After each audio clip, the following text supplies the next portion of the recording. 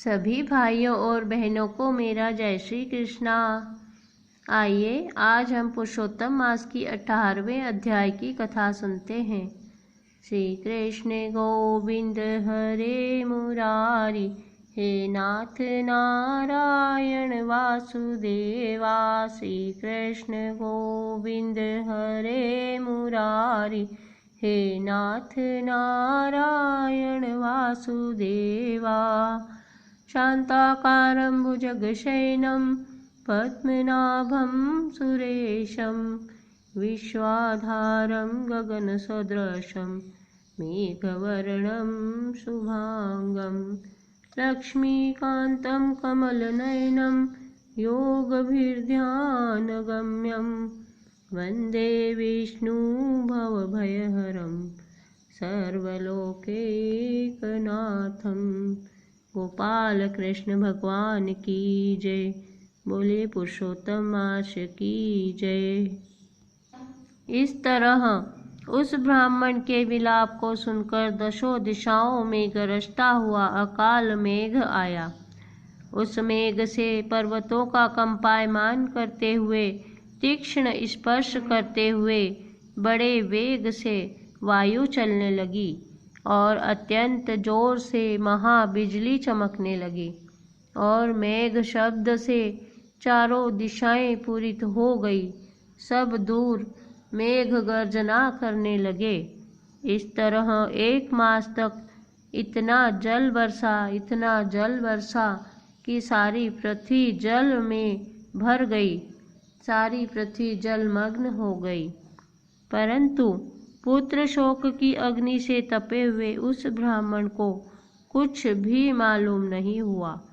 न उसने पानी पिया और न ही भोजन किया। पुत्र पुत्र इस तरह पुकारते हुए ही उसको सारा मास व्यतीत हो गया।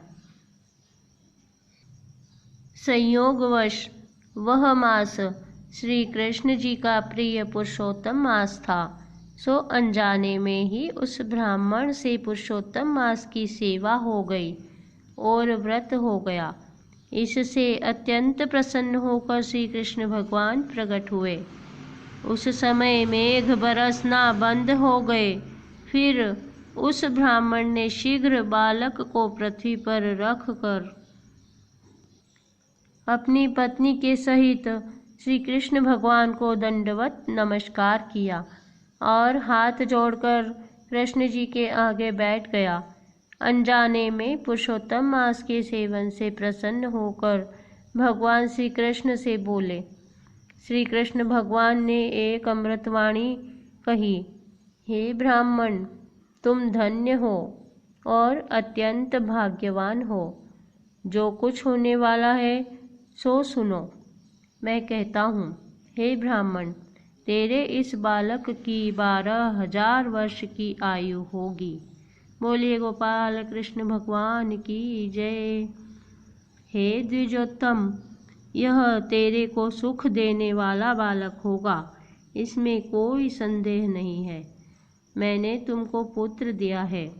नारायण बोले, हे नारद, भगवान के इतना कहने पर उस ब्राह्मण का बालक जीवित होकर खड़ा हो गया और ब्राह्मण और उसकी स्त्री दोनों बालक को देखकर बहुत आनंदित हुए और देवता भी फूलों की वर्षा करने लगे।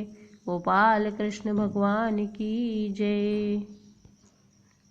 श्री सुखदेव जी ने दोनों माता पिता तथा हरि को प्रणाम किया और गरुड़ भी पुत्र सहित ब्राह्मणों को देखकर अत्यंत प्रसन्न हुए।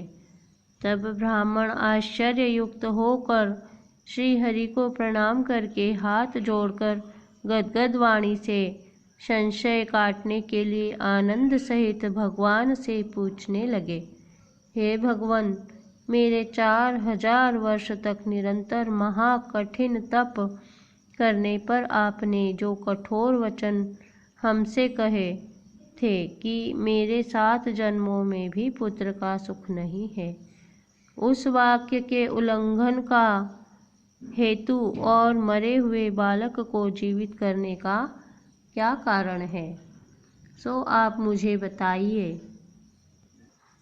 मेरे प्यारे भाइयों और बहनों, आज की कथा यहीं समाप्त होती है। कल मैं आपको 19वें अध्याय की कथा सुनाऊंगी। श्री कृष्ण गोविंद हरे मुरारी, हे नाथ नारायण वासुदेवा। श्री कृष्ण गोविंद हरे मुरारी, हे नाथ नारायण वासुदेवा। अच्युतं केशवं राम नारायणं कृष्ण दामोदरं वासुदेवं भजे। श्रीधरं माधवं गोपिकावल्लभं श्रीजानकीनायकं श्रीरामचन्द्रं भजे। श्रीराधिकानायकं श्रीकृष्णचन्द्रं भजे। गोपाल कृष्ण भगवान की जय। पुरुषोत्तम मास की जय।